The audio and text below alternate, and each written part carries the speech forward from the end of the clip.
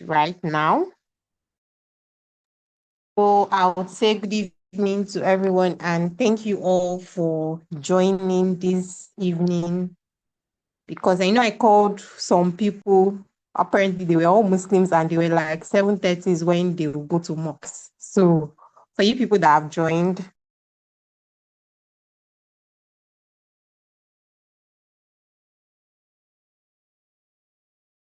who muted? Ah, okay. Sorry, I was muted for a second. So apologies. So I would like to start by congratulating those people that won last week. And also, I would like to wish all the women on this call happy International Women's Day. And we'll just quickly dive into the business of today. So this evening, we'll be discussing the mystery of sexual transmutation, right? And according to Napoleon Hill, he explained sexual energy as a powerful creative force that can channel into achieving success. And he called that sexual transmutation. And our amiable reviewer of Rashidat will be diving, will be breaking, will be piecing this book, this very chapter for every one of us. And I hope we will learn one or two things from it. And at the end, we'll also contribute accordingly. So at this time, I'll just hand over the virtual attendance to our reviewer, none other than Miss Rashida. Thank you. Hi, Rashida, can you hear me? Yes, I can. Good evening, Madeo. Can you hear me? Yes, I can hear you. Please, you can go ahead. Good evening, everyone. So we'll be diving into chapter 11 of this book, the chapter 10 rather, the Mystery of Sex Transmutation. And then when I came across this chapter, I was wondering, what has sex got to do with Think and Grow Rich? How does sex come into it? But after going through the chapter, well, as you all see, we'll find out that yes, actually, sex can also be something, a tool to be used for success, for growth.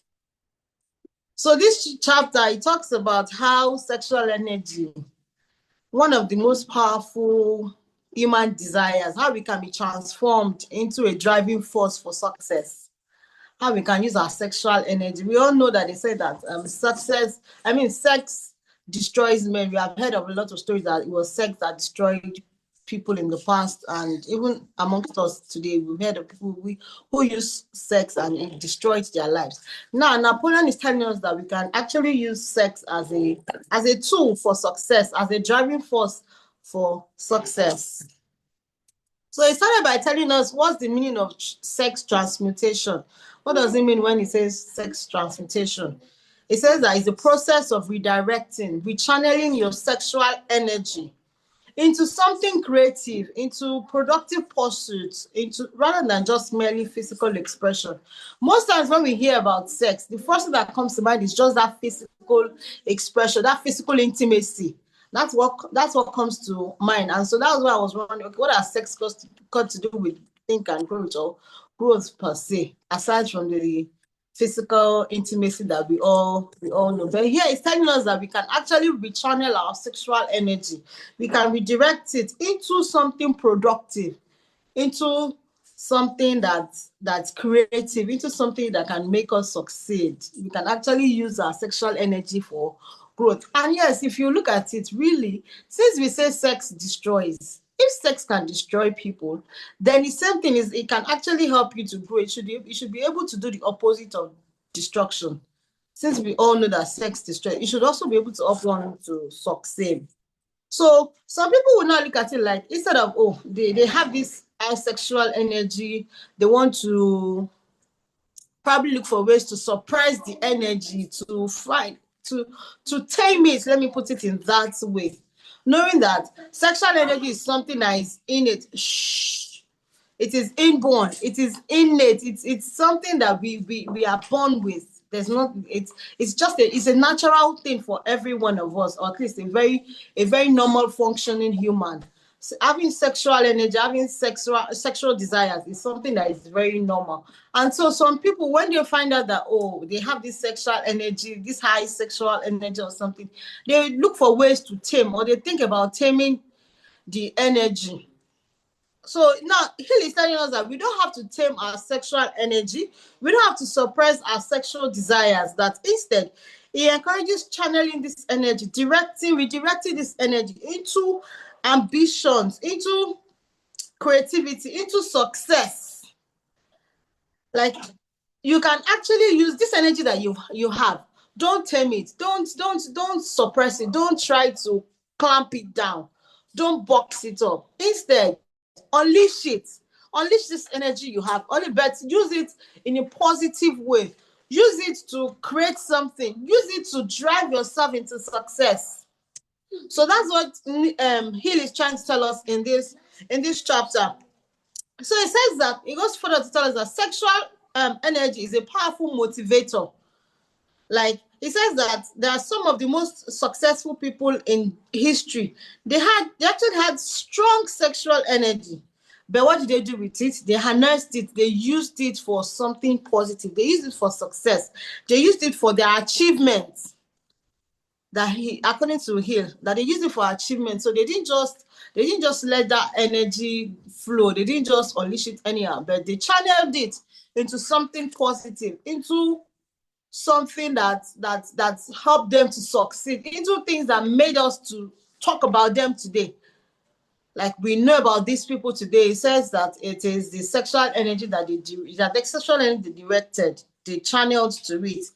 That this energy fuels enthusiasm, persistence, passion, and all of these are qualities essential for greatness. You want to be great, you have to be passionate, you have to be enthusiastic, you have to be persistent. You have all of these qualities. It says that this sexual energy,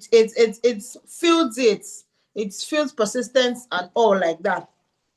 It also goes further to tell us the influence of. I hope you can all hear me. Can you hear Yes, me? we can hear you. Yes, we can hear you. Please go ahead. Okay. So it also goes on to tell us that the influence of a romantic partner. And here we shouldn't be surprised, really, because they used to say that behind every successful man there's a woman, or there's a good woman. Also, behind every successful woman there is a man. So, and we know that when we talk about man or woman behind the success of the other partner, it is romantic partner. There has to have been sex involved. And so it says that a person's success can often be linked to the influence of a significant other. That's it. But Chelsea, that's saying that behind every successful man there's a woman, or otherwise, who inspires or elevates their ambition. This, like I said, this purchases that saying that we all know. So it says this sexual thing, we can actually have a romantic partner, and having sexual relationship with this person can actually motivate one, can actually influence one, can actually inspire one into success. So he suggests that the right partners can help in redefining, in directing one's sexual energy into meaningful achievements when you have sex with the right partners. Okay, recently I think I came across a write-up that women should be careful about the kind of people they have sex with, because that when a man has sex with a woman, he releases his DNA, and then a lot of things it stores in the woman's body and all like that. I don't know if it's scientifically proven, but it stores in the woman's body, and then very soon you start to realize that somebody who might have been a very good, smart person might start behaving weirdly, might start behaving foolishly. Let me put it like that. That's because the person has probably slept with somebody who doesn't have sense, or who is a rubbish person. Let me put it that way. I hope you get. But so it's telling us that the right partner can help one to redefine or direct one's sexual energy into meaningful achievements. Yes, so the support of your right partner can help one channel that energy. It also tells us that that it gives us that creative imagination. He says that great thinkers, artists, and whatever, what have you, that they often possess heightened sexual energy. That all of these people who we feel they are successful, they have heightened sexual energy. But the thing that is unique about them is that they know how to channel this sexual energy into something productive, into something that is good, into success, into something that will push them to doing great things. It's not just, oh, I have this high sexual energy, but what are you using it for? How are you channeling the energy? Is it just for the physical act that it is over in how many minutes? Or would you rather channel it into something that would probably outlive you? Let me put it there, because all of these people that we know, their successes, some of them have died, their successes have outlived them. And so it says that they were able to channel their sexual energy. They were able to use it for their leadership. So he says that people who masters this transformation, they can develop what he calls genius. They can actually be called genius if they are able to transform, they're able to master this transformation, they're able to transmit their sexual energy, that you can actually call them geniuses. He also says that the individual who is able to transmit this sexual energy would often exude confidence, charm, persuasiveness, which attracts others. So when you see somebody who is confident, who has charm, who is able to persuade others, who attracts people, is most likely the person has found a way. According to him, he has found a way to channel his sexual energy. He has found a way to transmute it, like he says that the mystery of sexual. Yes, stop that. The issue of sexual transmission. And so, generally, in summary of it all, is that this man is telling us that when you think sex, do not just think of that physical intimacy. Do not just think it's just that union or that how many minutes of pleasure. No, you can actually use sex to do great things. You can, excuse me, you can actually use sex to achieve great things. You can channel your sexual energy into doing things that would you'd be remembered for, that would lead you to success, that would be a driving force for you, basically. So I think I'll be stopping there.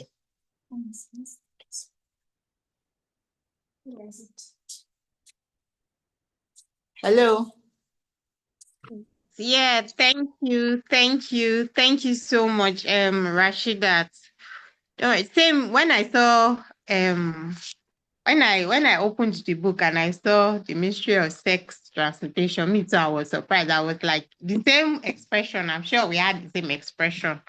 I was like, okay, oh, let's see what he has to say, right? And when I was going through, I was like, okay. So the same way, just like you said, right? The same way sex can destroy someone, sex can also make someone. And he was talking about the positive side of it here.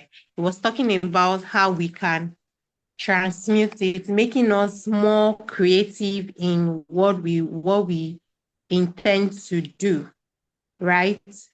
That he was telling us that when we practice sex transmutation, it can increase our creative potential. It can make us more productive, more focused in whatever we are doing. If we set ourselves up for success, and it can actually lead us to that.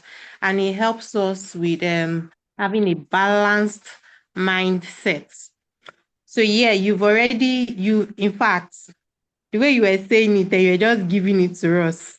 And I'm sure everybody, even people that maybe when they saw the topic, they were like, oh God, they just want to avoid it. And I'm sure they actually learned, and I'm sure some people will still go back to the book and see how they can harness their sexual energy and redirect it into creativity and productive pursuit. So at this time, I would just like to say, do anybody have any contribution, add on, anything you want us to learn from when you were reading the book? What came through your mind? What were the questions you asked? We could just talk about it, and I guess we still have 14 minutes to go. So let's just talk about it. What were the questions that came through your mind when you were reading the book?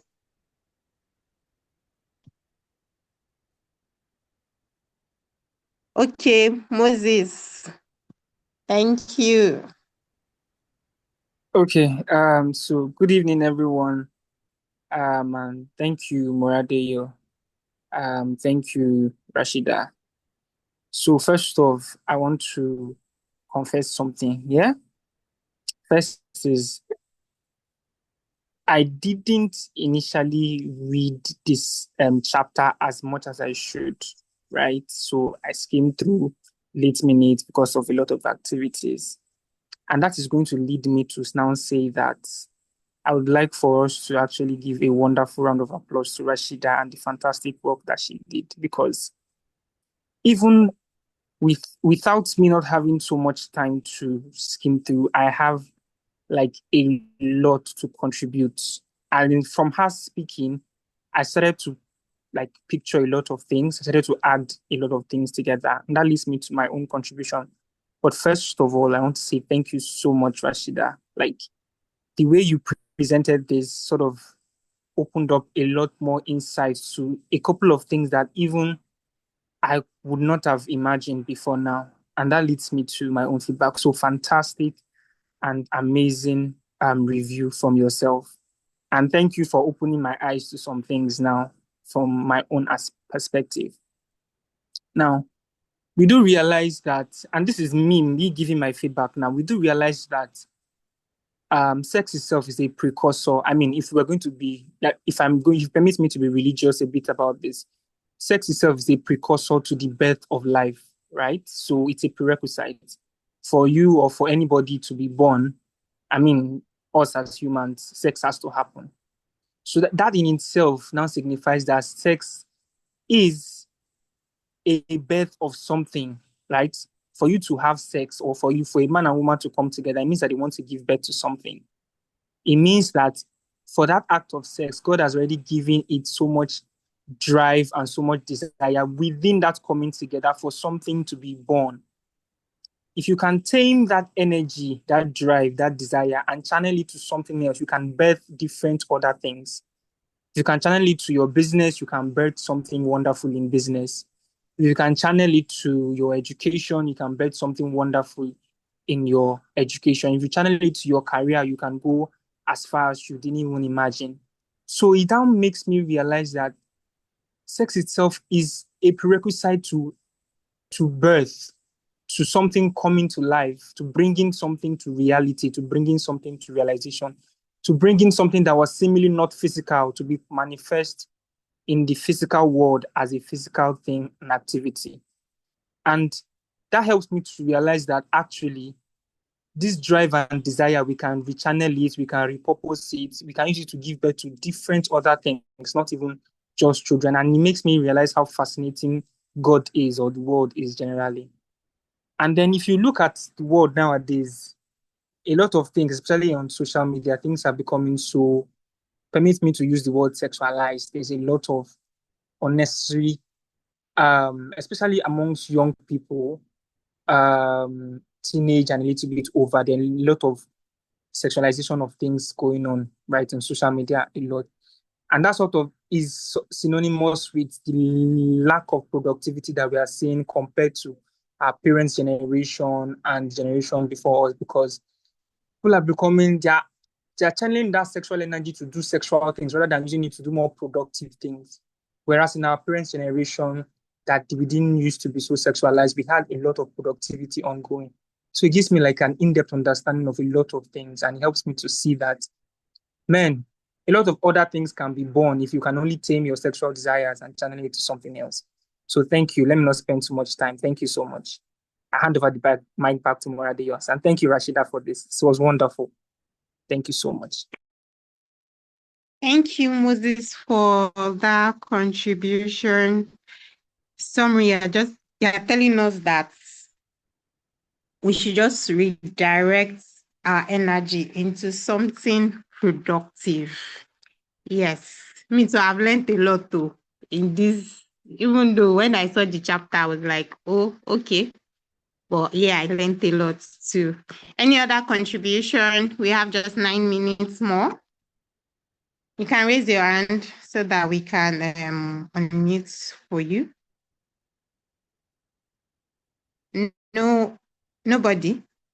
Ah, okay. Nobody.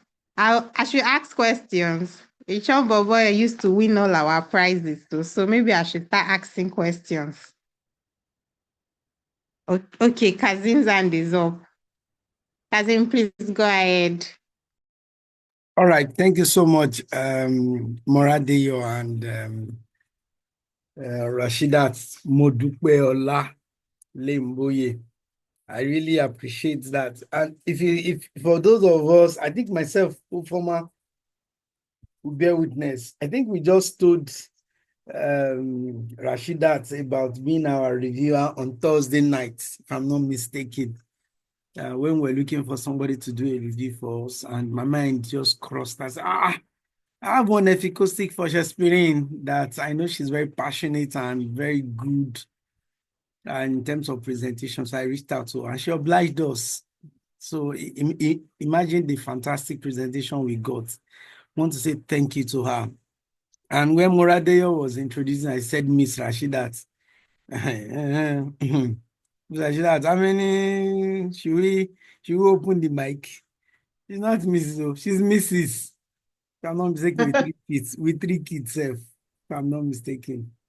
But the point here is that she did a very good work. I want to say thank you to her. And this is to tell all of us that all those energies we package in our pockets and put under our clothes, we can actually bring it out to help others, to inspire people, to drive insights, to encourage people. A lot of people out there today, they need you to open your mouth to talk to them. Look at what we have all learned today, married, single, whatever you want to call yourself. Look at the way a book written since 1920 something is trying to tell us how to channel our sexual energy into something profitable, productive, and resourceful, rather than just making mess of our morality and the ethics in the community. So these are things that we intend to drive with Kaizen. So this particular chapter, honestly, when I saw it, I had the same perspective that sex transmutation, that this motivational feature, that was what I felt. But when I read it and also listening to the energy and the presentation from Rashidat, I felt happy that I'm part of this kind of project. And that's to tell us, what it's basically telling us is, it's an energy. You can actually utilize it. Don't mess around. We are, the word is talking about, don't be religious and all. Don't fornicate. Don't commit adultery. Those energy, don't be looking for somebody to sleep around with. Sit down, think, use your energy, convert that energy. In physics, they will tell us you can convert energy from one mode to another. So it's telling us to convert that our sexual energy into creativity, into how to make money. Okay? So, and he made it very clear. He's not telling us to be celibates. He's not telling us to go into celibacy or don't get married. No. He's not saying no. But he's just saying that if you look at this gift that God has given everybody, you get attracted to people. Your emotions get rise when you see people you love, right? When you are in the mood, you enjoy it. Okay, there's an aftermath to it. So it's telling you, picture all that and use it for something good. Make yourself attractive to people. Don't open your mouth and people say, this is just empty-headed human being by just opening your mouth. So stock up your brain so that when you open your mouth, even if you look ugly to people, but when you talk, they want to listen to you. They want to say, come and talk to us. When you relate with people, That is not about, I like this girl, how can I sleep with her? Right? That is not the point. How do I make myself valuable to people? So I want to say thank you to Moradeyo. I want to say thank you to Rashidat. I want to say thank you to Moses. And I want to beg all of us to be part of this project. Let's all read these books. Let's invite people to join and encourage people to drive this right culture in our environment. I'm very convinced our logo is read to grow. That when we continue to read, we continue to grow together. And when we grow, we'll be successful together. Moradi, you're back to you. Thank you. Thank you, Kazim. In fact, everybody is just dropping bombshell for all of us. It's okay. Okay, so one thing the book also taught us is how to manage our emotions, right? Our sexual energy can be channeled into managing our emotions. I know sometimes when some people have finished, their faces are always radiant there. So when you just connect the dots, you already understand that, okay. So the book was telling us that we should learn to manage our emotions, anything that related to sex, anything that can destroy our own behavior. We should just basically just have a positive mindset, whatever you're doing, channel it into creativity. He made mention of how Edison tried over and over and over and over and over. And at the end of the day, it was successful, right? He also distinguished between the genius and an ordinary individual. There are a lot of examples that he gave to us here, and how sex transmutation can actually help our inward strength, right? Even some things that we don't know we could do, once we just channel it into the positive realm, it will actually give us like a breakthrough into, be it our career, whatever. Even sometimes, I'm sure he used music, right? And I'm sure sometimes when we want to go into another realm, some people, is music that takes them into that realm, right? So some people, when they want to read, before they even read at all, they'll first listen to music, and once they start reading, it gives them like a perfect score for that exam.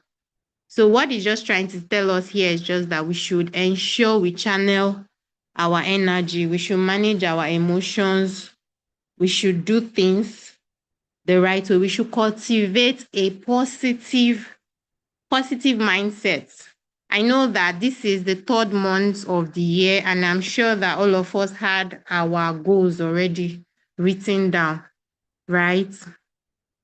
So we should just direct that energy towards achieving. What was our goal for March? What do we intend to do? Let's look at it. Look at everything that Kazim,